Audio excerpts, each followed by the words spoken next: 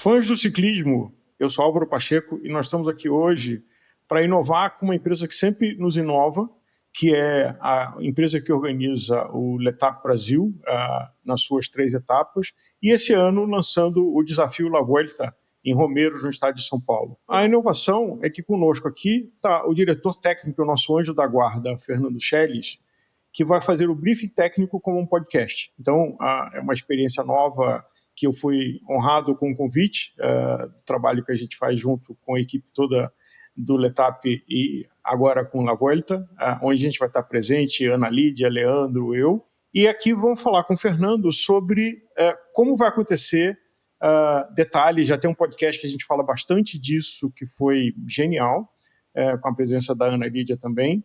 E a gente vai falar aqui sobre coisas mais técnicas de dúvidas de última hora que você que está inscrito, que a gente vai se encontrar lá. Fernando, obrigado pelo convite da gente estar fazendo aqui o briefing técnico.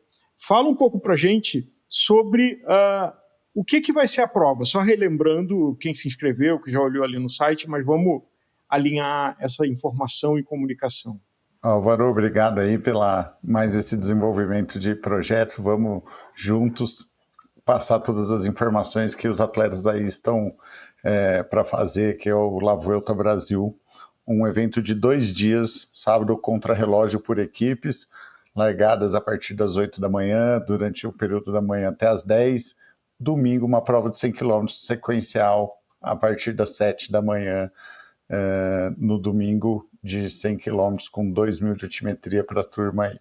Uma das várias mudanças que tem de percurso, de formato, de marca associada, é também como é a retirada dos kits. Porque não vai ter um local como tem em Cunha, no Rio, em Campos do Jordão, de sexta-feira você ir no Village, encontrar pessoas, ver produtos e retirar seu kit. É diferente, né? Exatamente. A Vila La Vuelta está aberta no sábado a partir das 7 da manhã.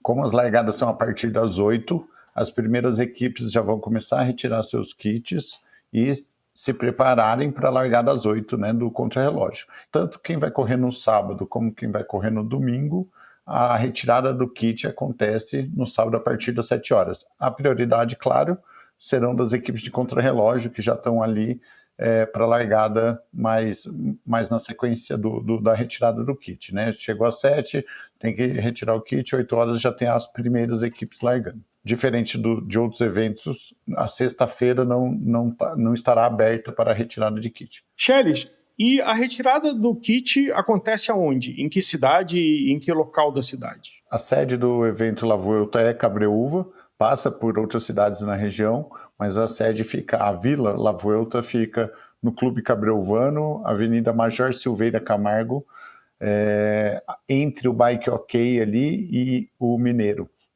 o Ai Doces, né? Na Avenida Marginal da cidade de Cabreúva. Que é aquela marginal que a gente passa pedalando quando está vindo fazendo o circuito tradicional. Entre Pirapora e Itu. Tem 3 formas conhecidas de chegar em Cabreúva. Você tem vindo de Pirapora, vindo lá do 48, da Castelo, você tem vindo do Portal de Itu, e você tem vindo pela Rondonzinho, que você sai, quem está indo de São Paulo, pega Bandeirantes e pega aquela secundária. Qual dos acessos vocês recomendam? Porque eu entendo que 2 desses acessos serão percurso de prova em cada dia, né? Exatamente. Então, o acesso à vila e à cidade de Cabreúva para os 2 dias de prova, ele tem esse detalhe. No sábado, a gente só fecha entre Cabreúva e Itu, que é a Estrada Parque, né? Então, no sábado, a cidade tem 2 acessos, tanto de quem vem pela principal estrada da Rota dos Romeiros, onde todo mundo pedala, que é vindo de Araçariguama, ou de quem vem pela Rondon e entra no acesso para Cabreúva ali, né? Então, no sábado, a gente tem uma facilidade, que são 2 acessos à cidade de Cabreúva. No domingo, aí sim, a gente está com a Estrada Parque fechada, que é sentido Itu, e também a estrada sentido Araçariguama, né? Então, a gente tem 2 dos 3 acessos à cidade de Cabreúva fechada, e o único acesso à cidade é via quem vem de Jundiaí para Itu está na SP300 e acessa Cabreúva por uma vicinal né, que aí sim adentre a cidade pelo único acesso. Acho que vale muito o ponto de atenção para no domingo, principalmente, prever esse tempo de deslocamento, chegar lá e estacionar antes da prova com uma certa folga, né? Então, quer dizer, ao invés de você saindo de São Paulo pegar Castelo, você sai de São Paulo pegar Bandeirante, e da Bandeirante você pega essa variante que você mencionou. É isso aí. Bandeirantes, Rondon. SP300. A Rondon, eu acho que é SP300, e aí o acesso a Cabreúva, né? Então, assim, obrigatoriamente, para a prova de domingo, o único acesso a Cabreúva antes das 6 da manhã, né? Lembrando, porque depois das 6 da manhã está fechado. Então, antes das 6 da manhã, você consegue vir pela Rota dos Romeiros. A partir das 6 da manhã, você vai estar fechada a rodovia, você obrigatoriamente tem que fazer Bandeirantes, Rondon e Cabreúva. Estacionamento, como é que vocês resolveram a solução? Porque, sei lá, 1.000, 2.000 ciclistas vão estar lá, potencialmente um número parecido com esse de carros. Como é que vocês pensaram em o conforto de quem está indo e como estacionar? Chegando na cidade, a gente vai ter as sinalizações dos bolsões de estacionamento, né? Então a gente pretende lotar primeiro os bolsões ali antes de realmente entrar em Cabreúva, ali 500 metros, 800 metros, existem locais que a gente vai condicionar já o estacionamento, sinalizando, eles enchendo, sinaliza, aí sim a pessoa entra em Cabreúva e vai ser direcionada a outros locais de estacionamento, né? A pessoa, claro, tem a opção de passar reto pelos estacionamentos antes de chegar em Cabreúva e poder escolher lá dentro da cidade algum local. Mas prioritariamente mais fácil vão ser esses logo na entrada. É sempre bom relembrar, porque a gente sempre esquece. Feita a inscrição, você tem o número da inscrição para fazer a retirada do kit, o que é necessário levar. Documento com foto, claro, né, para a pessoa se identificar, e o atestado médico. Isso acho que é o principal ponto a ser observado, porque o atestado médico quase todos os atletas têm e acabam não levando para o dia do evento, ou enfim, ou esquecendo de estar com ele em dia, mesmo que seja de forma virtual, que a gente aceita, é só imprimir lá na hora no nosso serviço de atendimento ao ciclista e pode retirar seu kit normalmente. E qual é o prazo máximo da emissão desse atestado médico? Ele pode ser um atestado médico que foi emitido alguns meses atrás ou ele tem que ter sido emitido na semana, no dia? O atestado médico ele tem validade desde que esteja 1 ano assinado pelo médico, né? Então, se você fez o exame e tem o atestado médico desde 7 de dezembro de 2024, ele vai estar válido ainda em 7 de dezembro de 2025. Então, o atestado de quem usou fazendo Cunha, Rio e Campos é válido para fazer o desafio La Vuelta, que está no período de 12 meses. Totalmente, né? Todo atestado tem validade desde o momento que o médico assina que aquele atleta está apto à atividade esportiva de competitiva, né? A segurança e boas práticas. Esse é um assunto que vocês, a empresa, se destaca já há muitos anos nos Letapes e que está vindo também no desafio La Vuelta de Romeiros. Que regras devem ser respeitadas e não são negociáveis, passíveis até de desclassificação? Exato. A gente tem 2 formatos de prova esse ano, nesse evento, né? E a gente não sabe ainda se teremos no futuro, né, um contrarrelógio ainda por equipes ou individual, mas é claro, né? A gente está falando de ciclismo. O ciclismo é um esporte ele tem um certo o nível tanto de entrosamento das pessoas ali na prova, na pista, precisa estar conectado em manter a segurança de todos. E segurança sempre foi um pilar, né, que a gente trouxe dos nossos eventos e resguarda tanto o nome da Vuelta como do Tour de France. No sábado a gente tem o contrarrelógio que estão permitidas bikes, por exemplo, de time trial, então assim, as equipes vão estar sozinhas ali, vão largar a cada 2 minutos, são bikes que têm uma aerodinâmica muito melhor, mas não tem uma dirigibilidade tão grande, né? Então, por exemplo, uma das regras é que uma equipe não vai poder pegar o vácuo da outra, né? Uma equipe alcançada, a equipe que vai chegar e ter que passar, ela não pode descansar na roda para formar um grupo de 8 atletas tendo que se revezar ali, né? É uma situação de prova que vai acontecer, provavelmente alguma equipe pega outro atleta, mesmo saindo 2 minutos, 1 ou 2 minutos atrás, a gente ainda não definiu em razão da quantidade de equipes, mas uma equipe sendo alcançada pela outra, ela tem que dar passagem. E a equipe que chegou na outra, ela tem que passar, ela não pode se usufruir do vácuo, né? Isso é uma situação que vai acontecendo contra o relógio, mas que no dia de prova de domingo, numa prova de resistência, já é inerente, todo mundo vai andar em pelotão e com certeza o vácuo vai estar entre todos ali sendo revezado.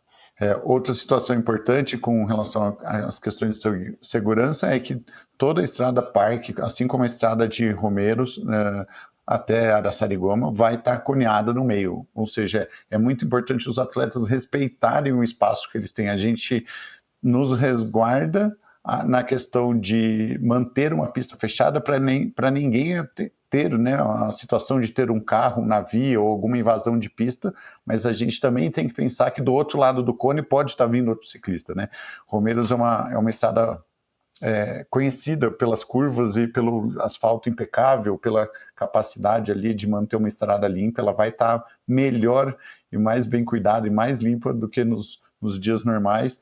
A gente tem um trabalho feito, né, nas semanas que antecedem, junto ao DR, que já está sendo feito, por sinal, né, de pintura, recolocação de olho de gato, todas as sinalizações de pista estão sendo revisadas, né? Mais o que a gente vai colocar no dia, placas, né? Os staffs bandeiradores com apitos para chamar a atenção dos atletas. Então, respeitem esses pontos de atenção colocados para vocês lá. O cone é um deles, a invasão da pista, para impedir a invasão da pista do outro lado, também é outro ponto de atenção muito importante para manter a segurança de todos. Pode usar fone de ouvido com música para se motivar? Em razão do ciclismo ter essa conexão entre os atletas, a gente proíbe, seja o fone de ouvido ou o fone externo ao ouvido, passível de desclassificação desde o momento que aquilo pode ser uma distração de atenção que coloca os outros em risco, né? A gente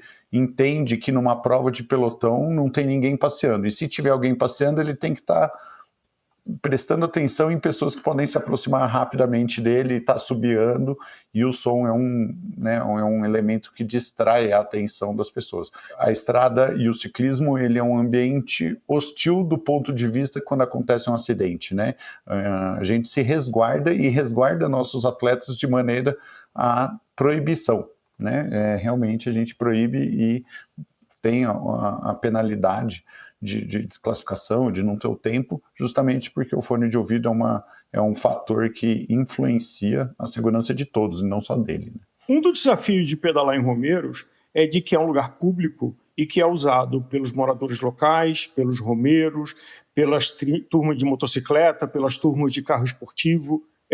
Como é que vai ser o percurso da prova? Ele vai estar exclusivo para os ciclistas, tanto no sábado quanto no domingo? Álvaro, essa é uma parte com muito orgulho. Fechar a Estrada dos Romeiros é um trabalho que está sendo desenvolvido há um ano, né? Um ano atrás abriu-se um protocolo, a gente teve que fazer inúmeras reuniões com o governo do estado, secretarias de turismo, toda a secretaria de transporte, o que envolve DR, todo o policiamento militar rodoviário, né? A gente está num raio de alcance de 200 quilômetros em volta de Romeiros, comunicando, seja na Castelo Branco, seja na Rondon, que toda a estrada dos Romeiros está fechada unicamente para o ciclismo, né? Para os ciclistas. Então, assim, esse é um trabalho que vem, né, numa corrente de um ano para a gente chegar nessa frase. A gente vai fechar 100 quilômetros da estrada de Romeiros para um contrarrelógio de atletas, 4 pessoas só vão trabalhar contra o tempo e vão estar preocupadas em pilotar na sua segurança e no alto rendimento. E no domingo, 1.000 atletas vão estar pedalando, todos atrás da sua diversão. É uma estrada dos Romeiros entre o avião em Araçariguama, que está muito perto ali da Castelo Branco, até o Portal de Itu, né? São 100 quilômetros de percurso, 50 quilômetros lineares de rota, de estradas fechadas unicamente para o ciclista, e com certeza esse é o trabalho, eu acho que mais árduo, que é conseguir fazer esse fechamento, evitando a invasão, com carro, moto e assim consequentemente um acidente, mas o principal, né, é não trazendo um grande dano a todos os moradores, a todos os munícipes, né? O nosso objetivo de fazer um ciclismo seguro, ele não pode ser extremamente prejudicial a toda a comunidade que está em volta. Então esse trabalho também é muito forte, né? A gente já está fazendo um trabalho com toda a rede de comércio, com toda a rede hoteleira, toda a indústria daquela região que depende da estrada, seja leiteira, seja... A gente estava falando outro dia, do lado de Romeiros tem uma grande olaria. O caminhão de massa ele chega na madrugada, que a umidade é baixa. A gente entra nessas nuances técnicas assim de uma indústria local para entender que hora está o fornecimento da matéria-prima e se isso vai influenciar ou não, o evento vai influenciar ou não aquela estrutura, entendeu? Para que o ônus da parte ciclística, né, do nosso bônus, que é ter uma prova 100% segura, com 0 carros em 100 km, seja o mínimo possível. Tem uma contribuição que cada um dos participantes pode fazer em retribuindo que a cidade e os moradores estejam abrindo espaço para a gente fazer a prova, que é o que a gente faz com o nosso lixo, né? Com gel, embalagem, coisas que você vai consumindo. Durante as provas, você precisa consumir, ou você passou num ponto de reabilitação, de reidratação, ou você está no seu bolso. Qual é a recomendação como um gesto de civilidade e até de gratidão com essa comunidade que está nos recebendo nesses 2 dias? Álvaro, você tocou num assunto muito importante, né, que é o que fazemos com o nosso lixo, independente de onde estamos, né? Mas a gente poderia falar um bom tempo sobre isso, mas especificamente na prova de ciclismo a gente tem pontos de hidratação, lá tem lixo, a gente tem a zona de descarte nesse local, entendeu? Então se você não quer se hidratar, não quer tomar um gel no local, eu sei que é muito importante aquele saquinho de gel não ser jogado na via para alguns, mas para outros não, né? Então, depois de provas em outras provas como o Letap, a gente faz uma vistoria nas estradas e é comum a gente encontrar aí entre 200, 300 sachês de gel jogado facilmente. Eu já fiz essa vistoria, eu já fui com a equipe fazer limpeza, eu já fiz a limpeza junto e, enfim, eu acho que a coisa mais importante que cada um poderia ter, se essa corrida fosse na frente da sua casa e você, depois que todo mundo passasse, a rua da sua casa estivesse cheia de sachê de gel, parecendo um lixão. Você gostaria? Então, assim, acho que nada mais justo a gente pensar e se colocar no papel de quem está lá e não de quem está passando por lá. E pensar, será que o tempo ou a sujeira de eu, atleta, colocar o meu sachê de gel no bolso e jogar no ponto de hidratação daqui a pouco ou no final da prova é mais importante do que o lixo que eu vou largar para trás, e não é você, são 1000 atletas, né? Essa é uma questão intrínseca de cada um, mas eu gostaria de levantar, a gente tem o ponto de hidratação, a gente tem lixo lá, os lixos são destinados à reciclagem, depois que saem dos pontos de hidratação eles voltam para dentro do evento, mas a gente espalhar o lixo eu acho extremamente injusto com todo o nosso ecossistema em volta, né? Eu acho que nenhum resultado de prova é mais importante do que o lixo que a gente vai jogar ali e ele não vai se deteriorar, né? É um sachê de plástico. Nisso eu até dou uma sugestão de que muitas vezes a gente consome o sachê e fala, nossa, eu vou colocar isso tudo melado no bolso da minha camisa, isso vai ficar uma lambança que a lavagem não vai tirar. Tem uma solução que é muito prática, que é você colocar no elástico da coxa do bretelle. Então, você enrolou ele, você simplesmente estica o braço no elástico da coxa e coloca ele ali. E cabem N. E não vai cair porque está ali preso pelo elástico do seu bretelle. Então, é uma solução. Agora, tem uma preocupação com o meio ambiente também, né? Que é uma marca registrada de vocês, uma preocupação de impacto mínimo. Quais são os cuidados que vocês estão tomando lá para a Estrada dos Romeiros? Exatamente isso, né? Já são boas práticas que a gente leva, né, de outros eventos que a gente executa. Uma dessas é a varredura, né? A gente se preocupa em, exemplo, marcações de pista que são usadas pelos nossos staffs para sinalizar algum tipo de acidente, a quilometragem de pista, ou as marcações que a gente faz, a variação dos cones na pista. Na curva, o cone é muito mais perto um do outro do que na onde tem campo visual nas retas. Tudo isso é repintado. A nossa obrigação é entregar igual ou melhor do que quando a gente pega, né? Então, nossa equipe de varredura, por exemplo, quando passa fazendo a varredura de sachê de gel, ela também recolhe sacolinha, ela também recolhe caixa, lata de cerveja, coisa que outros lixos que estão na via são limpadas, né? São recolhidas por uma equipe que nem foi ela que sujou, mas a gente entende que o evento ele tem que promover uma coisa melhor do que o que a gente já está sujando, entendeu? Eu não consigo mudar a cabeça de 100% dos atletas, mas eu consigo recolher o lixo que está na via que outras pessoas jogaram junto com o que os atletas jogaram. Então, assim, o nosso propósito a gente quer deixar uma comunidade lá melhor do que antes do evento, né? Eu fiz reuniões com a equipe da cidade de Cabreúva e alguns moradores falaram, poxa, eu tenho uma casa na rota, sempre muitos ciclistas ficam lá, estacionam na frente da minha casa e quando eles vão embora, eles conseguiram deixar o lixo na frente da minha casa. Aí eu posso pedir desculpas para ele em nome dos ciclistas e falar, olha, cara, eu vou fazer o possível para promover a educação em adultos educados, civilizados, mas que desse ponto de vista do lixo deles, eles ainda estão falhando. Nós, como evento, queremos propagar que a comunidade de Cabreúva e das cidades ao redor que vão receber o evento tenham benefícios com os ciclistas estando lá e não só situações como essa, né, desconfortáveis. Eu acho que essa é uma coisa importante nossa, brasileiro, e aqui fazendo uma breve digressão, durante a Copa do Mundo no Brasil, teve uma coisa que chamou a atenção, que os japoneses que iam nos jogos carregavam seu lixo no estádio. E aí, uma consciência de que no Japão não tem lixeira em público. O lixo no Japão é um problema pessoal. Se você gerou lixo fora da sua casa, você carrega ele até chegar na sua casa.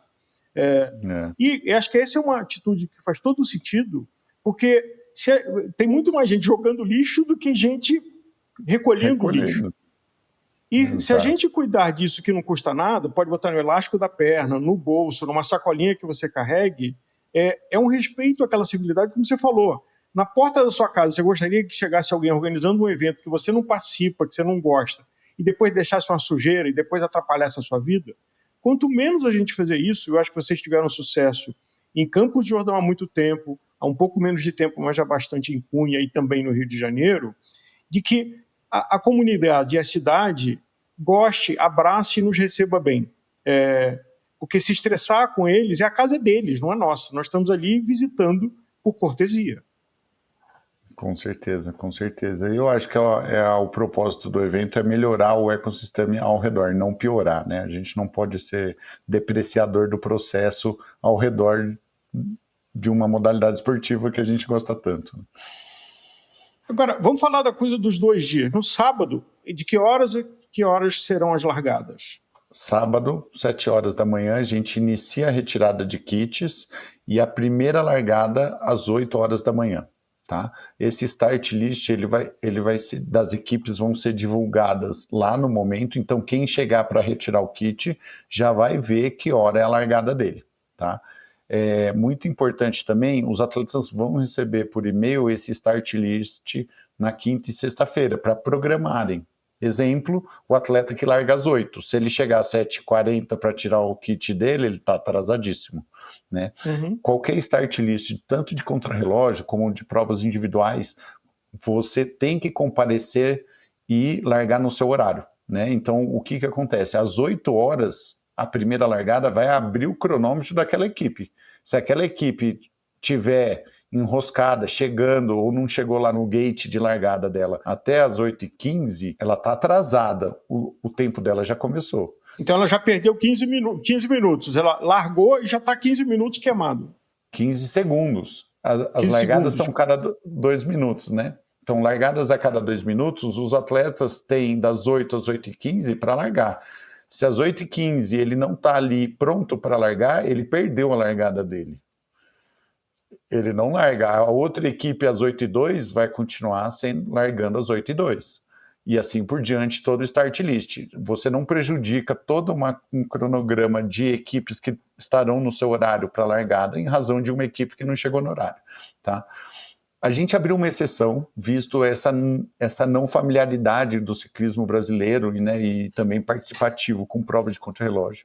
Então, o atleta, a equipe que não chegar dentro do horário para a largada, e caso tenha horário disponível depois do start list, a gente vai fazer uma relargada para ela. É uma situação à parte, que foge à regra de campeonatos, mas a gente entende que nem todo mundo no Brasil está acostumado com esse processo de largar uma equipe no horário. Então, assim, a equipe que perderia a largada dentro da La Vuelta, a gente vai considerar tendo a disponibilidade da estrada e do horário de largada, que é no máximo até as 10 horas, a gente vai deixar essa equipe largar no final do start list. Mas pode ser que não exista essa disponibilidade por algum atraso operacional. Então pode dizer que quem estava largado às 8h15 não chegou lá às 8h15, vai ficar ali esperando, mas sem a garantia que vai conseguir um horário para largar depois. Se vocês conseguirem encaixar, essa largada vai acontecer. Mas, ou seja, não é para contar com essa sorte, essa generosidade. A gente tem essa possibilidade restrita a algumas vagas, né? Por exemplo, nenhuma largada vai poder acontecer depois das 10 horas, correto? Então, se eu só tenho 20 minutos entre 9h40 e 10 horas que não tem equipe largando, eu posso encaixar 10 equipes. A 11ª equipe já não vai ser mais encaixada, por exemplo. Entendeu? Se eu tiver 2 vagas de equipe, a terceira equipe que perder a largada vai largar, que teoricamente largaria às 10h02, não vai largar. É aquela coisa que a gente vê no Brasil de a data de entrega do imposto de renda e todo mundo acha que vai ter uma extensão e conta com extensão e não faz. É melhor não contar com essa exceção, olha o teu horário, se planeja, porque pode ser que você está contando e aí você vai perder a oportunidade de competir. E se perder a oportunidade, eu imagino que não vai ter inscrição de volta, né? Não, eu tenho um sistema de cronometragem, eu tenho toda uma estrada fechada, eu tenho 100 staffs fechando a estrada de Romeiros para que todos os atletas larguem no seu horário. A partir do momento que um atleta não larga no horário dele e não tem a disponibilidade de poder ajudá-lo, colocando num espaço, né, que a gente pode encaixar sem estragar todo o processo operacional, beleza, a gente vai resolver. Caso ele não largue no horário dele, não tenha como largar dentro dessa possível margem, não faz sentido nenhum qualquer tipo de devolução, visto que a gente entregou o que a gente devia, ele que não cumpriu o que ele deveria, né? Ele ou a equipe dele. Né? A gente tem até a possibilidade, por exemplo, de um atleta não largar. Ele inscreveu 4 e se só 3 estiverem ali, um estiver atrasado, ele vai largar somente com 3 atletas. Isso também é uma possibilidade que a gente está abrindo para que todo o processo das equipes entendam como funciona uma prova de contrarrelógio por equipes. E qual é o mínimo que tem que largar? Por exemplo, a equipe de 4 e só eu cheguei lá, os outros 3 se perderam, que furou o pneu, sei lá o quê. Eu posso largar sozinho? O contrarrelógio é por equipes e se considera uma equipe completa com no mínimo 3 atletas, que é quando fecha o tempo. Então, qualquer equipe tem que ter no mínimo 3 dos 4 atletas inscritos para que possa largar. Ou 3 atletas. Tem equipes que escreveram só 3 atletas. Não tem problema, ela não pode largar com 2. Perfeito.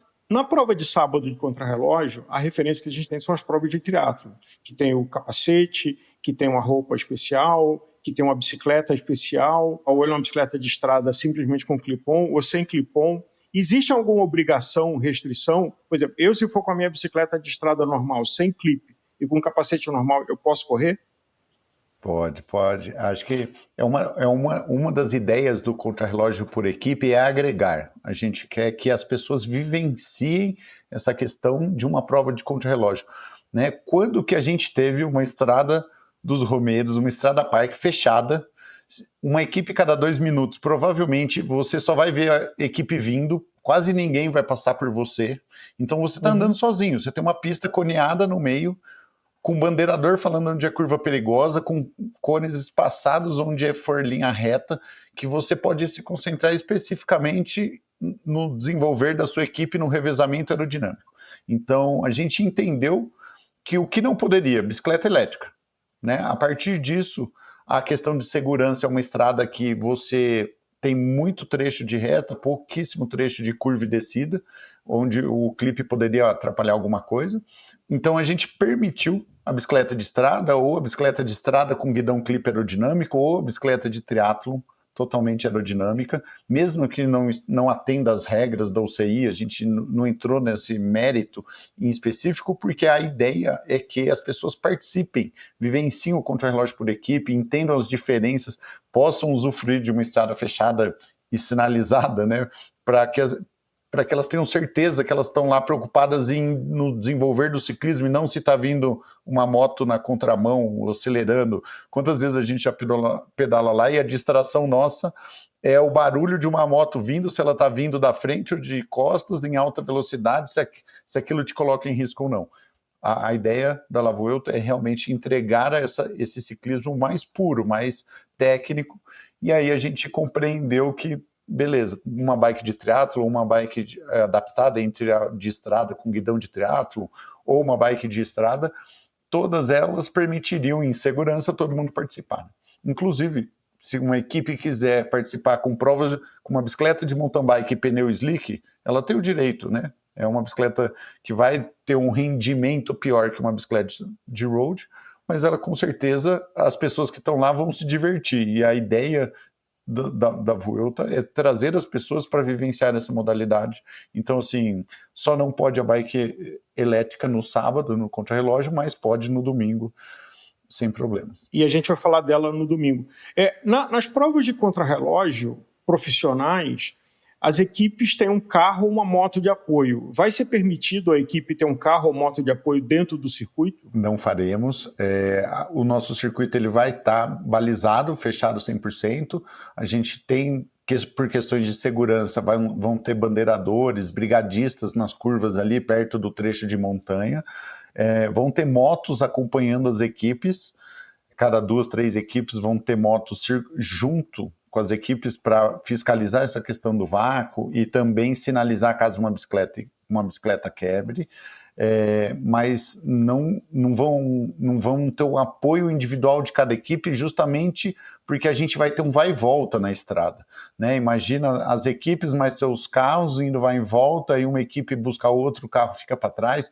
Então, por questões logísticas e de segurança, a gente vai cuidar da parte médica e mecânica dos atletas, do ponto de vista que se o atleta quebrar, a gente vai buscá-lo e não consertar a bicicleta dele, né? Justamente por isso também, cada equipe pode excluir um tempo. Então, o quarto, você larga com 4 atletas, seu tempo fecha no terceiro. Se alguém quebrar, você não perdeu o tempo da sua equipe inteira. Que é a regra internacional. Aonde é exatamente o local da largada e da chegada do contrarrelógio do sábado? Vamos lá, a gente larga na avenida, na frente da Vila La Vuelta, na frente do Clube Cabreuvano, muito perto ali do Bike OK, do Ai Doces, locais bem conhecidos pelos ciclistas da região. A gente faz pela contramão da avenida, sentido Estrada Parque, um trecho dentro da cidade. Então o atleta vai sair de um gate, 1 metro de altura, vai ter uma rampa de 4 metros de comprimento para frente em descida para que os atletas clipem a partir do horário de largada dele, e a partir daí são 33 quilômetros. Sai pela avenida de largada da cidade, vira direita, vai pegar a primeira subidinha do cemitério, entra na Estrada Parque. Logo no cemitério vai estar o pórtico da chegada. Passou pelo pórtico ali, ele vai até o retorno em Itu, no portal, no trevo. A gente vai usar o retorno externo ao trevo, que é o retorno da estrada antiga abandonada. Vai ser um retorno largo, não é um retorno de 180 graus trancado. É um retorno que dá para fazer a 15, 20, 25 km por hora ali tranquilo. Faz o retorno, volta. Quando a gente está voltando, finalizando a Estrada Parque, tem a subidinha do cemitério. No topo da subida do cemitério, encerra o tempo do contrarrelógio. Depois os atletas só passam reto. Passou o pórtico, é só continuar a descida, vai estar coneado, a gente vai trazer esses atletas pela mesma avenida que eles vieram na largada. Tem uma faixa de pedestres ali que a gente vai fazer o deslocamento dos atletas até a Vila La Vuelta. Na Vila La Vuelta, no telão em cima do palco, vai ter o tempo desses atletas, a colocação que ele fez no ranking, e se ele tiver o melhor tempo, ele assume o trono daquela categoria até alguém bater o melhor tempo para ele. Enquanto isso, ele fica no palco, no trono da melhor equipe até o momento, e a exibição dos tempos de todo mundo lá, seja por categoria ou geral. E Ana Lídia, Leandro e eu vamos estar conversando, entrevistando e olhando esse painel no telão. Então, cada um que correu vai lá para o Village para ver como é que está o seu tempo em relação a quem já largou e até quem está largando depois de você. E aí, 10 horas da manhã tem a última largada e vai ter uma premiação só desse dia, né? Positivo. As equipes campeãs do contrarrelógio nas categorias masculina, feminina e mista serão premiadas diretamente logo após o encerramento de todas as equipes no percurso, né? Durante o período, quando você for ver seu tempo, logo que você cruzando o pórtico de chegada, é só uma descida, né? Você vai cruzar no topo, você vai descer já direto para a vila pelo mesmo caminho que você veio, só que coneado, porque ainda vai ter atleta largando, e lá você vai ver seu tempo, o tempo de todo mundo, e possivelmente assumir o trono do melhor tempo da equipe no trecho. Fernando, largou todo mundo, chegou, cada um está torcendo lá. Que horas vão ser as premiações das 3 categorias, dos 3 pódios das melhores equipes de masculino, feminino e misto? Às 10 horas provavelmente vai acontecer a última largada. Então, entre 10h30 e 10h40, a última equipe já completou todo o trecho da Estrada Parque com o contrarrelógio e logo na sequência, 11 horas, previsto a premiação tanto do masculino como do feminino e da equipe mista, os 3 melhores tempos de cada categoria dessa. Aí, então, encerramos as atividades do dia. Como é que é a retirada do kit para domingo? Dá para retirar o kit do domingo ainda no sábado ou só pode acontecer no domingo de manhã? A retirada de kit para domingo é especificamente no sábado. A gente não tem retirada de kit para o domingo. No sábado a gente está lá à disposição desde as 7 da manhã até o final da tarde para que todos os atletas retirem o kit e no domingo possam chegar lá tranquilamente com a bike já kit montado e estar à disposição para largar às 7 horas. Agora, o numeral é exatamente o mesmo? O kit para correr o contrarrelógio, se eu tiver o número 602, vai ser o mesmo número 602 para correr no domingo? Ou não, é outro kit? Não, Álvaro, é outro kit. O kit de prova de sábado, ele é um kit de equipe, né? Então, os chips daquela equipe e as placas vão estar numeradas como a equipe 1, a equipe 2, a equipe 3. Todos os atletas vão estar numerados como equipe 1. Né? No domingo é uma nova numeração, um novo kit de prova. Quem está correndo os 2 dias tem que trocar a placa, são novos chips. Mas quando eu for no sábado de manhã, eu posso pegar já os 2 kits? Ou não? Eu só posso pegar o kit do domingo depois de tarde? Com certeza. No sábado de manhã, se você está inscrito nos 2 dias, no sábado você pode retirar tanto o contrarrelógio como o kit de domingo já no mesmo momento, sem problema algum. A prioridade no sábado entre 7 e 9 da manhã, 9h30, que é o horário das largadas, vai ser de quem está na prova de contrarrelógio. Então a gente tem uma fila, a gente tem a organização, uma separação de quem for contra-relógio passa na frente, porque provavelmente está para largar ali logo na sequência. Mesmo assim, a gente mantém um atendimento de quem está indo lá só para a retirada do kit para domingo. Os tempos de sábado contam alguma coisa para domingo ou são contagens completamente diferentes? Muito legal essa pergunta, Álvaro. Os tempos de sábado não contam nada para domingo. No sábado é uma prova por equipe, no domingo é uma prova individual, né? Então a gente entende que são formatos, são modalidades de ciclismo diferentes com relação a um contrarrelógio por equipes com uma prova de resistência individual. Mas a gente pensa muito e gostaria, né, de levar um ciclismo como é uma Vuelta e poder trazer a situação de pontuação por equipes, né?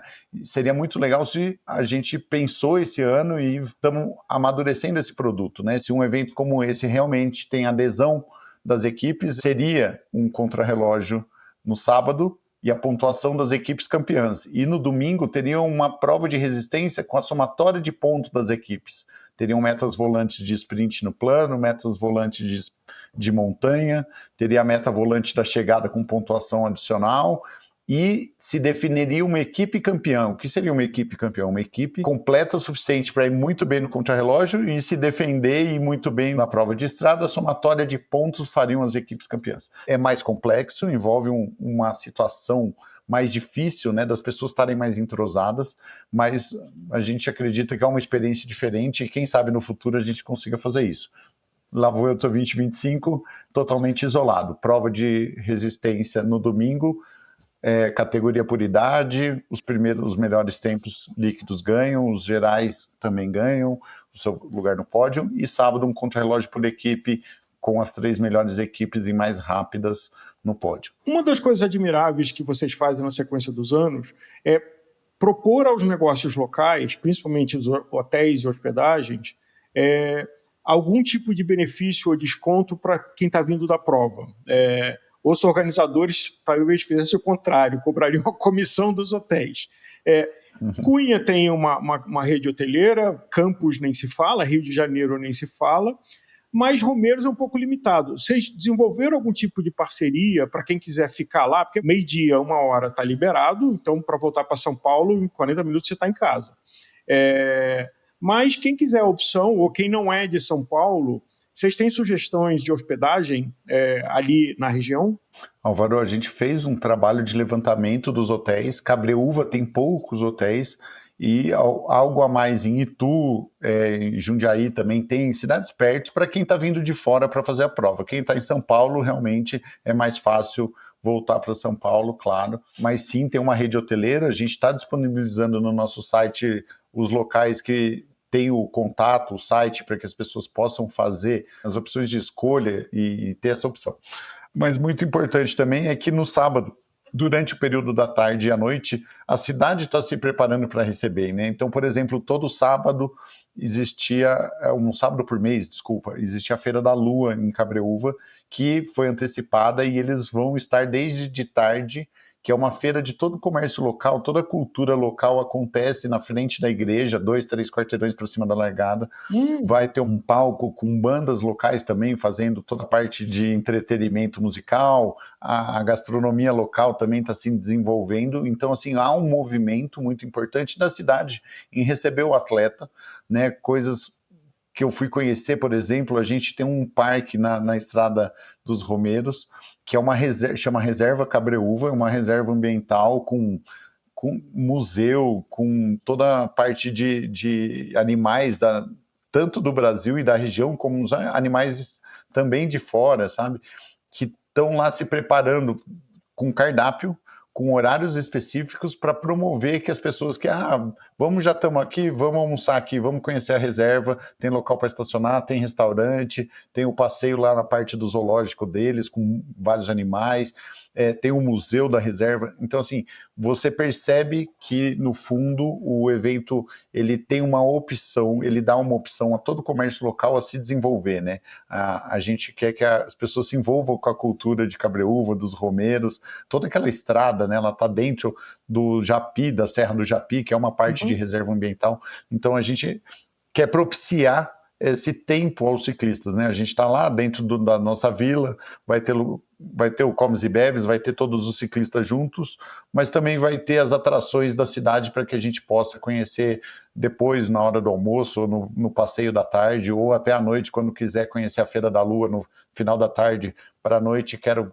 comer na Feira da Lua para depois voltar ou ir para o hotel. Então, realmente, houve esse engajamento do hotel e da prefeitura para a gente desenvolver essa parte de serviços, né, de atrações locais. Essa é uma bela dica, e para chegar lá, se você estiver em frente ao Mineiro, é só seguir reto, atravessa ali o riozinho, segue reto que você vai chegar na Praça da Igreja. Então, mole, para dar uma voltinha lá, prestigiar o comércio local, prestigiar os empreendedores locais. A gente tem a referência do Mineiro, a gente falou isso no outro programa, que teve a sacada de criar um diferencial só para nós ciclistas ali no AI. O Mineiro vai correr, aliás, ele está inscrito? Não? Olha, ele vai estar com bastante gente lá no dia, mas ele sempre corre, ele sempre faz todos os etapas, com certeza ele está com vontade de fazer a volta. A gente falou para ele fazer um contrarrelógio da equipe do AI. Ele animou, como sempre, né? Não tem pessoa com um astral mais legal que ele. Não sei se ele vai estar na disponibilidade de poder estar ausente lá do AI, mas com certeza a hora que ele quiser ele vai correr com a gente, tanto a prova de sábado como a de domingo. Não, e ele vai estar cuidando da gente num dia economicamente importante para ele, com esse movimento todo. Vamos falar então do domingo. Domingo, qual é o local da largada, qual é o local do retorno, qual é o local da chegada e que horas é a largada?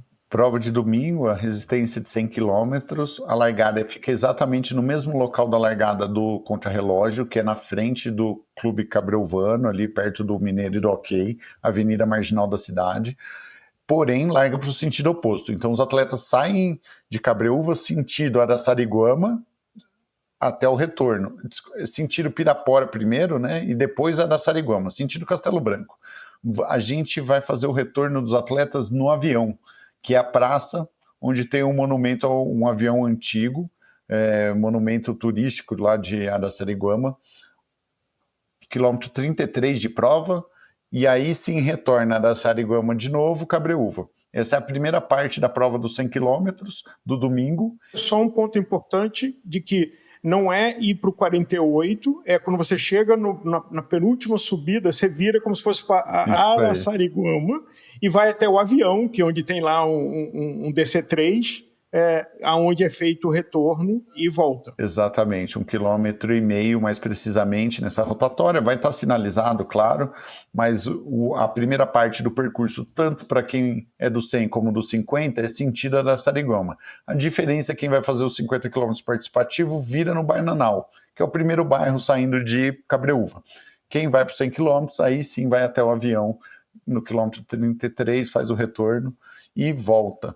Aí passa por Pirapora do Bom Jesus, volta para Cabreúva novamente, atravessa pela Avenida Marginal a cidade de Cabreúva, entra na Estrada Parque para os 33 quilômetros finais, que foi o contrarrelógio do dia anterior.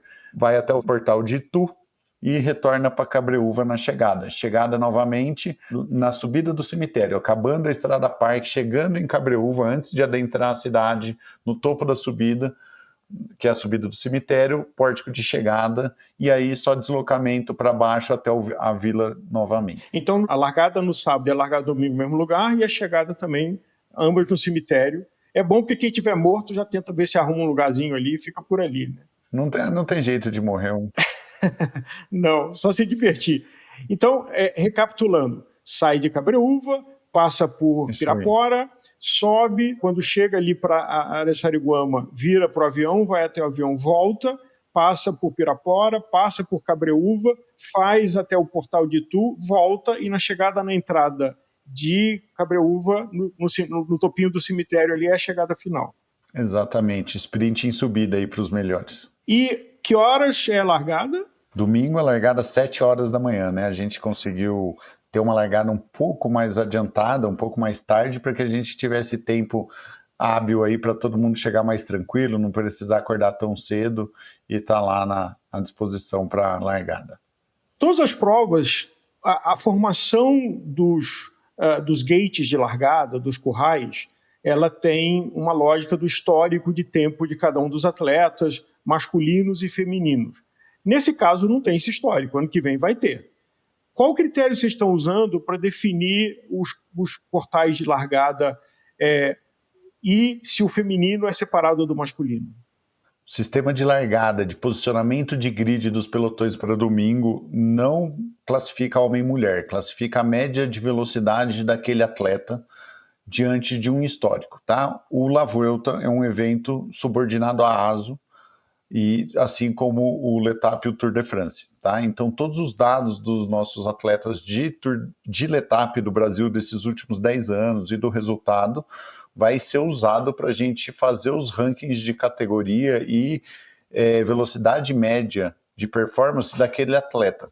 Então, o grid de largada do La Vuelta vai usar como base o mesmo sistema operacional de tempo e classificação dos atletas por velocidade média que ele faz numa prova, usado dentro do L'Etape Brasil. A gente tem condição hoje de trazer esses dados, visto que os dois eventos estão subordinados à mesma empresa e ao mesmo critério técnico, né? E masculino e feminino largam juntos. Exatamente. Por esse critério de velocidade. Então, pode ter mulheres num gate, no outro, exatamente como homens, e de faixas etárias também. É o histórico que vocês têm da base de dados de todos os L'Etapes, e isso é que vai ser o critério de formar cada grupo. Exatamente, é a média de performance daquele atleta, independente do sexo ou idade. Isso garante um grupo homogêneo com relação à velocidade média, evitando assim a ultrapassagem, a troca de posições entre grandes massas. E é isso que garante um baixo índice de acidentes. Né? Quando a gente fala em ultrapassagem, a gente está falando de uma chance de acidente maior. Quando a gente fala de grandes grupos de ciclistas fazendo essa troca de posições, é onde acontece a situação de enrosco de um guidão, enfim, de uma desatenção, o que leva ao acidente dentro dos pelotões. E quem nunca fez nenhuma prova do Letap que não tem histórico, larga onde? Aí entra no critério de respostas, onde a gente pergunta questões técnicas do aquele atleta, quanto que ele treina por semana, qual é o tipo de treino, quantos anos ele pedala o ciclismo, pratica o ciclismo, qual é a previsão de tempo que ele pedala, se ele já correu uma prova do Letap, se ele nunca correu. Tudo isso tem que fazer sentido dentro da resposta daquele atleta. Isso é muito importante porque os atletas saibam, né, que eles estão respondendo uma coisa que não é para encher linguiça. Não faz sentido alguém que pratica ciclismo há 10 anos, nunca correu um Letap e tem a previsão de fazer a prova de 100 km entre 1 hora e 2 horas de prova. Essas respostas não fazem sentido e normalmente o sistema entende que aquela pessoa respondeu sem nenhum critério e isso põe ela para trás justamente porque quem respondeu com critério tem prioridade na classificação. Lembrando que você largar no pelotão 1, 2 ou 3 só te dá uma situação de você pegar um pelotão, mas o seu tempo começa e acaba quando você cruza a linha de largada e cruza a linha de chegada. Inclusive, pode existir situações de que você chegou na frente de alguém, mas esse alguém largou num pelotão diferente do seu e que, portanto, a percepção de como você cruzou a linha de chegada, ela está sujeita a de que grupo cada um largou. Exatamente. Acho que esse deve ser um tema de sempre polêmica e questionamentos de resultado. Exatamente. Acho que aqui a gente pode até divagar sobre situações inúmeras que acontecem, mas o que é o tempo líquido? O tempo líquido de um atleta é independente de qual horário do dia ele largou. Ele passou debaixo do pórtico, abre o cronômetro dele. Então ele pode passar às 7 horas da manhã, às 7h10, às 8h20, qualquer horário do dia. Passou debaixo do pórtico, abre um cronômetro individual. Esse é o tempo líquido, ele desconsidera a sua posição de largada. Ele desconsidera seu bloco de largada, ele desconsidera o horário do dia. E ele só fecha esse cronômetro quando você passa a linha de chegada. O tempo líquido, ele compreende a sua mais precisa medição de tempo para aquele trajeto predisposto. Independente de qual horário você demorou X tempo para percorrer aquele X quilômetro. É com base no tempo líquido que a gente faz uma velocidade média daquele atleta, correto? Isso é diferente de quando a gente fala, se eu largar na frente eu tenho mais chances de ganhar. Ganhar do que? Sobre qual é o aspecto? Se for sobre o aspecto de tempo líquido, não. A pessoa que larga no 10º pelotão pode ter a mesma condição de tempo líquido ou até melhor, se a gente pensar sobre algumas questões técnicas, por exemplo, ela pode ter menos atleta em volta dela para atrapalhar. Em compensação, ela pode ter menos atleta para pegar vácuo. Será que você precisa do vácuo para fazer o melhor tempo líquido daquela categoria? Tem que desenvolver todas essas métricas, essas variáveis do ciclismo para entender se realmente o tempo líquido, largar no pelotão adiantado ou atrasado, vai ser a melhor para cada atleta. Nesses anos todos de execução de prova, a gente já viu atletas largando no 5º, 6º, 7º, 10º pelotão dos eventos do Letap ser o campeão de uma categoria, porque ele fez o menor tempo líquido. Né? Ele não foi o campeão geral, ou seja, ele não cruzou a linha de chegada primeiro, mas porque ele largou no 10º pelotão meia hora para trás do primeiro, mas foi o primeiro atleta daquela categoria, e isso ele equilibra numa prova massiva. Quando a gente fala uma prova massiva, 1.000, 2.000, 3.000 atletas, dá a chance de qualquer atleta em qualquer pelotão ir para o pódio, desenvolver o seu melhor e fazer um ranking que ele pondera a variável. Não importa que horário você largou, você tem o tempo de todo mundo da sua categoria com a mesma situação. Todo mundo largou em horário diferente, mas o tempo líquido faz com que a gente faça um ranking como se todo mundo tivesse largado exatamente no mesmo segundo. Quem não correu no sábado e só vai correr no domingo, tem que ir lá para pegar o kit no sábado, certo? No domingo não vai conseguir pegar kit. Positivo, retirada com a gente para a prova de domingo, lá diretamente na vila, no sábado, durante o dia. Existe também a possibilidade da retirada de kit por terceiro, mas aí isso envolve uma procuração e ela tem que estar assinada com reconhecimento em cartório da assinatura. Né? Que horas deve começar a premiação no domingo? A premiação do domingo está prevista para meio-dia. Né? A gente tem a largada às 7 horas da manhã. No meu cálculo aqui, a gente imagina os primeiros colocados, com uma estrada totalmente fechada, a dinâmica de pelotão. Eu imagino uma prova para 2h40 dos primeiros atletas dos 100 quilômetros, né? Então, a gente tem chegadas a partir das 9h40, numa previsão, até provavelmente ao meio-dia, 1h. Mas aí são os últimos atletas da nossa premiação a partir do meio-dia lá na Vila La Vuelta. Agora, a premiação é só para o percurso de 100. O percurso de 50 não tem premiação. Diferente de curto e longo do formato Letap, no caso da Volta de Romeiros, só vai ter premiação para os 100 quilômetros. Perfeito. Premiação dos 50 quilômetros só para o primeiro, segundo e terceiro gerais. Ou seja, os 3 primeiros, masculino e feminino, que cruzam a linha de chegada. Tá? A categoria por idade não existe no percurso de 50 km, visto que a gente trouxe o percurso de 50 km para participar. Então, assim, quem nunca pedalou uma prova com Romeiros fechada, quem nunca vivenciou que é uma prova com a dinâmica de bandeiradores, de coneamento no meio da pista, cronometragem, pode vivenciar dentro do La Vuelta, mas não de forma competitiva. Por isso que a gente não trouxe a premiação por categoria de idade no percurso dos 50 km. Percurso de 100 km já é uma dinâmica mais competitiva. A gente entende que são ciclistas que praticam e vivenciam mais tempo, tem um timetable mais apertado. Então, assim, a pessoa que não cruza lá, por exemplo, o primeiro ponto de corte lá em Pirapora do Bom Jesus, já nem vai até a da Sariguama. É uma dinâmica, mas também tem uma premiação. Percurso de 100 km, premiação aí para os 3 primeiros, masculino e feminino gerais, que é quem cruza a linha de chegada primeiro, e depois o tempo líquido, ou seja, todo mundo que desde a hora que largou e abriu seu cronômetro até a hora que fechou seu cronômetro, tem os melhores tempos líquidos, e aí sim, numa segmentação por idade, masculino e feminino. Quem correu no sábado com uma bicicleta de triatlo contra relógio, pode correr com essa mesma bicicleta de triatlo no domingo? Domingo é uma prova de resistência, de pelotão. Você tem uma dinâmica e um tempo de prova e uma situação de vários atletas em volta que a gente entende como organizador e buscando uma segurança que uma bike de triatlon ou com guidão de TT não apresenta dirigibilidade, maneabilidade suficiente para manter todos em segurança. Domingo, prova de resistência individual, não pode correr com bike de triatlon ou com guidão de triatlon, somente com bikes road ou mountain bikes ou elétricas, desde que não sejam com guidão, com a parte que dá dirigibilidade, né, maneabilidade de frenagem, troca de marcha, para uma região com tanta montanha como aquela, tem que ser de forma segura, né? Então, domingo não pode correr com prova com a bike de contrarrelógio ou de guidão de TT, a prova de resistência.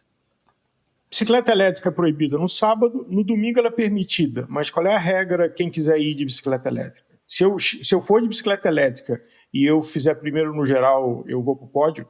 Não. A bicicleta elétrica ela é do tom participativo. A gente entende também que a bicicleta elétrica ela entra no segmento para que as pessoas vivenciem o ciclismo, vivenciem a segurança, vivenciem o prazer de poder pilotar numa Romeiros totalmente sem carro, sem moto, sem risco de outros veículos.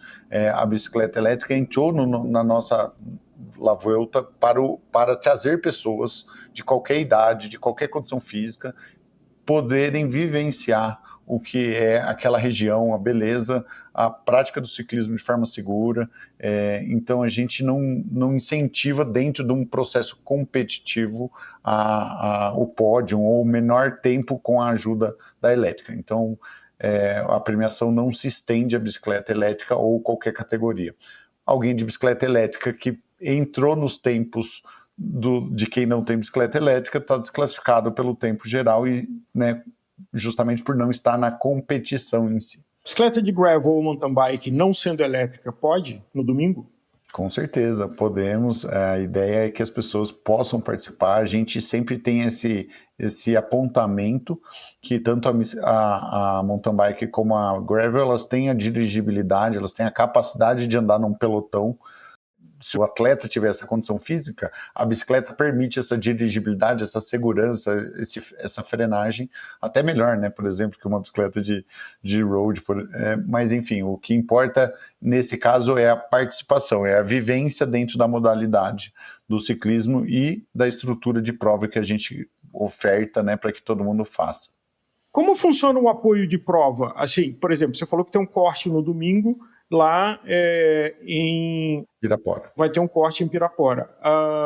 Vai ter ônibus vassoura, vai ter algum tipo para que as pessoas voltem até a largada? Como é que está essa estrutura? E aproveitando, como é que toda a estrutura que vocês montam com a equipe de vocês e com voluntários, quantas pessoas devem estar envolvidas na nossa segurança? Da parte de operação de prova e dinâmica do ciclista, a gente sempre entende que isso é uma coisa em conjunto, né? Eu não consigo desmontar uma prova e entregar as rodovias fechadas aos munícipes e às cidades se a gente não está entrosado, se a gente não está caminhando junto com os atletas. Quando a gente fala de um ponto de corte, por exemplo, a gente tem um ponto de corte em Pirapora do Bom Jesus, que se o atleta não passar até tal horário, ele nem pode ir até Araçariguama, porque provavelmente ele não vai chegar em Araçariguama e voltar antes da gente começar a desmontar a estrada para dar tempo de desmontar dentro do planejado.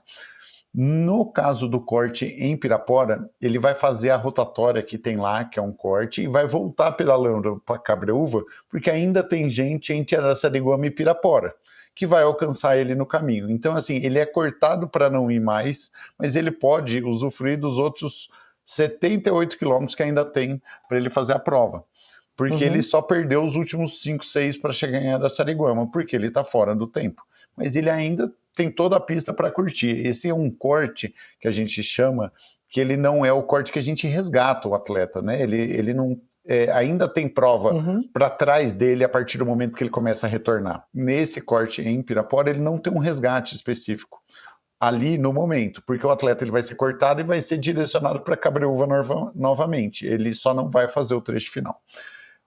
Já lá em Araçariguama, quando a gente começa a iniciar o desmanche de prova sentido Cabreúva, aí sim ali tem uma ambulância, a gente tem as vans vassoura, com rack de bike, com um produtor específico falando com a gente no rádio quem são os atletas, que mantém a prova dentro do cronograma. Se a van vassoura alcança atletas nesse caminho sentido Cabreúva, é porque esses atletas estão para trás do mínimo de velocidade média para a gente entregar a rodovia e que a gente divulgou para o atleta. Aí sim a van vassoura, o nosso produtor, fala com esse atleta que ele está desclassificado e que para que a gente possa entregar a rodovia e cumprir o cronograma, ele deve adentrar a van para a gente poder levar ele mais para frente até a cidade de Cabreúva.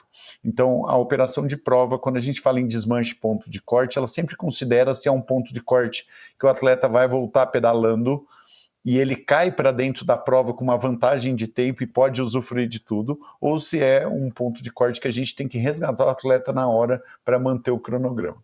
Mesma coisa, a autossuficiência do atleta a gente sempre tenta dar a melhor condição possível para que o atleta faça a prova, ou seja, o atleta, se ele tiver uma câmera de ar, se ele tiver uma bomba e essa autossuficiência é o que vai deixar ele acabar a prova dentro do timetable, ou caso ele saia do timetable do tempo de prova, a gente vai resgatar ele com uma van. Quantas pessoas devem estar envolvidas entre a organização, o apoio das autoridades de polícia militar, de polícia rodoviária, voluntários? Quantas pessoas devem estar cuidando da gente nos 2 dias? Eu tenho números mais concretos, a gente está em formação de tudo isso e contratação, mas no domingo, que é a prova que tem a maior extensão, a gente está falando de 235 staffs de pista. São 235 staffs ajudando a não deixar em nenhum ponto de acesso à estrada ter um veículo adentrando quando a estrada está fechada. Fora isso, a gente tem mais 20 motos operacionais rodando em setores, tem mais 10 motos médicas com um paramédico de pronto atendimento rodando junto com o pelotão. Quando o acidente acontece, a gente já está com a moto em cima do caso, todo mundo de rádio, né, para que essa comunicação seja on time. A gente também tem cerca de 25 viaturas do DR e do policiamento militar rodoviário para dar suporte à nossa operação de pista, ou seja, os principais entroncamentos de rodovias grandes, de grandes conglomerados de munícipes, têm o apoio do policiamento militar do DR para a gente poder fechar uma rodovia estadual 100% para a prática do ciclismo aí. Segurança é um valor inegociável para vocês e para a ASSO também, e Romeiros tem desafios, acho que não tantos quanto Cunha, mas tem desafios de curvas com arco não perfeito, com a cambagem para fora. Como é que vocês estão mapeando isso, principalmente para o domingo? Para o sábado eu acho que tem menos situação, até porque não tem pelotões, tem só grupos de contrarrelógio, mas no domingo tem situações, inclusive porque vai ter vai e volta, né? Então você só tem uma pista. Como é que vocês estão planejando para a nossa segurança? A gente considera por algum aspecto que sábado é um pouco mais seguro em razão de não ter o pelotão. Mas a gente também pondera que serão bikes de triatlon ou contrarrelógio descendo a Serra do Chocolate, a da usina ali, que exigem técnica. O ponto de vista nosso é assim, aonde o trajeto ele engana, ele deixa o atleta se enganar achando que é uma curva fácil e é uma curva difícil. Né? Quando essa situação acontece, a gente está interferindo, ou seja, os cones que, por exemplo, vão estar nas linhas retas, onde tem visual, eles estão lá de 40, 50 em 50 metros, quando chega numa curva dessa, esses cones estão de 6 em 6 metros. O atleta vai estar descendo, né, a serra.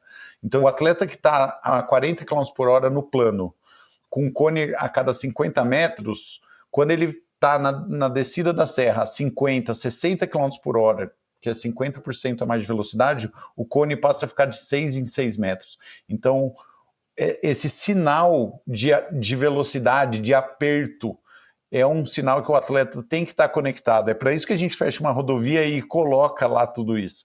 Né? Faz as equipes de cone colocarem cones variáveis nas descidas e nos locais, para que isso traga segurança para o atleta. A outra coisa, claro, fora as placas de rodovia, que o atleta costuma, por estar de bicicleta, não prestar atenção na placa, a gente está colocando placas adicionais da La Vuelta de curva perigosa e sinalizando com bandeirador e apito. Então, assim, a gente entende que na serra, seja sábado ou domingo, na serra onde a curva, se ele errar, ele vai invadir a contramão ou a área de escape, o guarda-reio é perigoso, onde a margem de erro é alta, a gente vai colocar sinalizações. Elas se resumem ao ponto de vista do cone, onde a gente aumenta a intensidade, a frequência deles no chão, para que essa sensação de velocidade deles seja real e percebida mais fácil. E, adicionalmente, um bandeirador sinalizado de colete refletivo, com uma bandeira refletiva, apitando para que ele preste atenção na placa que a gente está colocando lá para a curva perigosa. Isso reduz muito, né, o índice de acidente, nos deixa esse sistema, a gente aplica em outros eventos da ASO, em provas massivas, e isso traz o nível de acidente perante o tamanho de gente para baixo, mas não evita.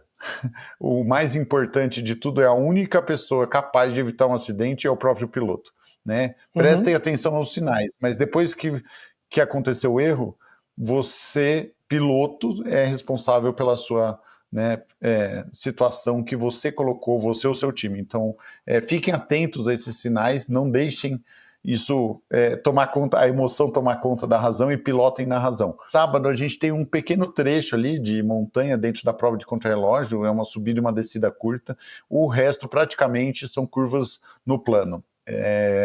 E para domingo aí sim a gente tem uma região bem maior de montanha, são cerca de 40 pontos onde vão ter brigadistas e bandeiradores, provavelmente nos locais, quase todos os locais que tem bandeiradores sinalizando uma curva perigosa, a gente tem um brigadista de pronto-socorrista também, é outra situação que a gente trouxe de outros eventos para que melhorar a segurança, né, de um atleta caso tenha um acidente. A gente tem o pronto atendimento, cara, né? Os primeiros minutos pós-atendimento de a entender qual é a gravidade da lesão, passar para o centro de operações qual é o tipo de lesão, qual é a urgência do socorro médico e, se talvez, da remoção daquele atleta.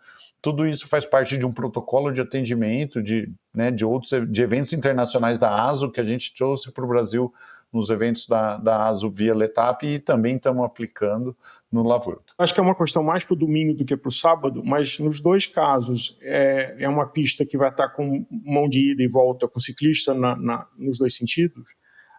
Tem alguma punição para quem entrar na contramão para fazer uma ultrapassagem? Então você tem um pelotão ali e você vem quer ultrapassar aquele pelotão e você vai para a contramão, invade a outra pista para fazer essa ultrapassagem. Isso é passível de alguma punição? É passível de punição, o regulamento fala, o processo são as motos técnicas, são obrigadas a sinalizar para os atletas falando, olha, você já passou para a contramão, volta para lá, volta para sua via, não pode. Então a gente tem o primeiro aviso das motos técnicas para os atletas, as motos que andam no meio dos pelotões e grupos, né? Junto com o time de staffs ali de motociclistas. E, consequentemente, o segundo aviso já é o reporte para o centro de operações com o número de prova, falando da reincidência da ultrapassagem na contramão, né? Isso é muito bom, porque anos se passaram e a gente raramente tem a situação da ultrapassagem de pista, e a reincidência foi zero em todos esses anos. Acho que todo atleta não gostaria de ser atingido por outro na contramão numa rodovia fechada, cheia de cone no meio, né? Os cones, eles influenciam nisso, fica mais difícil de você ficar passando entre os cones e querendo ir para a contramão. Está sinalizado, mas a gente tem uma incidência muito baixa disso acontecer. Mas está lá no regulamento, o primeiro aviso é oral, o segundo já é uma punição, provavelmente, dependendo da situação de prova, do local e da reincidência, passível de punição por tempo ou desclassificação. No Letap Rio, no percurso anterior, a descida da vista chinesa era neutralizada por segurança. No caso de Romeiros no domingo, vai ter algum trecho neutralizado ou não? Ou é o relógio correndo direto? Estrada de Romeiros no domingo 100% valendo tempo, não tem nenhum trecho neutralizado, apesar de todo mundo estar indo e voltando. A estrada é bem larga, né? A gente tem campo visual de boa parte do percurso, tá tudo muito bem sinalizado. É uma estrada muito aberta, né? Ela é muito seca, ela não tem muito material orgânico em cima, ela tem margem de escape, acostamento. A gente entende que tudo isso faz com que seja uma situação confortável ao ciclismo e por isso não vamos neutralizar nenhum trecho. Chelis, você como representante da organização, como mentor, responsável técnico de desenho e de planejamento, queria te agradecer como ciclista de todo o trabalho que vocês fazem, que você lidera especificamente como nosso anjo da guarda, e desejando enorme sucesso que quem nos ouviu aqui tenha tido essa informação, e acho que esse é o tipo de programa para ouvir vários pedaços e tirar dúvidas e entender bastante bem como é que funciona, desejando que seja a primeira de muitas edições do Desafio Lavuelta Romeiro. Com certeza, Álvaro, obrigado, agradeço você por estar compondo com a gente esse manual de uma Lavuelta Brasil. Quem sabe um dia a gente possa fazer uma Lavuelta de 7 dias, né? Estamos aí para isso, mas que tenhamos ciclismo de vários jeitos, de contrarrelógio, individual, por equipe, de provas de resistência. Eu acho que a ideia é as pessoas vivenciarem e curtirem. Eu agradeço super quem está procurando essas informações, com certeza vai compor de uma forma mais ampla a sua prova aí no final de semana do dia 6 e 7. Então a gente se vê lá, como eu disse, Ana Lídia, Leandro e eu estaremos no sábado e no domingo no palco, conversando sobre os tempos provisórios, quem são os donos do sofá temporários e definitivos, e depois no domingo o programa que vocês já conhecem, conversando com os campeões, fazendo o Gregário Raid ao vivo. Então a gente está junto aqui com o grupo de organização do Letap no Desafio Lavuelta Romeiros. A gente se vê lá.